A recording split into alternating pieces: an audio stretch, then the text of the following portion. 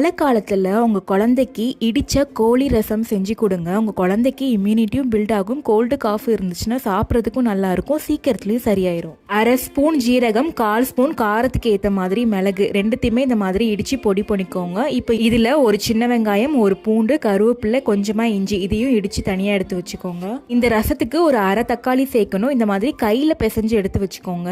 இதில் போன் இருக்கிற சிக்கனை இந்த மாதிரி இடிக்கிற கல் வச்சு நல்லா தட்டி இடிச்சு எடுத்துக்கணும். குக்கர்ல 1 டீஸ்பூன் அளவுக்கு நல்லெண்ணெய், கருவேப்பிலை, இடிச்சு வச்சிருக்கிற பொருள் எல்லாத்தையுமே சேர்த்துட்டு நல்லா ஒரு 2 நிமிஷத்துக்கு வதக்கிக்கோங்க. இதுல பிசைஞ்ச தக்காளி, இடிச்ச சிக்கன், கொஞ்சமா கொத்தமல்லி சேர்த்துட்டு நல்லா ஒரு 5 நிமிஷத்துக்கு லோ ஃப்ளேம்ல வதக்கிட்டு அதுக்கப்புறமா உப்பு, பெருங்காயம், அப்புறம் 1/2 கப் அளவுக்கு தண்ணி, 4 விசில் வச்சு எடுத்தீங்கன்னா இடிச்ச சிக்கன் ரசம் ரெடி ஆயிரும். இதை நீங்க சூடான சாப்பாட்டுல அப்படியே பிசைஞ்சிட்டு எக்கோட சேர்த்து கொடுத்து பாருங்க, நல்லா சாப்பிடுவாங்க. கோல்டு, ஃபீவர், உடம்பு சரியில்லாத நேரத்துல கண்டிப்பா கொடுக்கலாம். நல்ல ஒரு கம்ஃபர்ட் ஃபுட்டா இருக்கும் உங்க பேபிக்கு. கொடுத்து பாருங்க.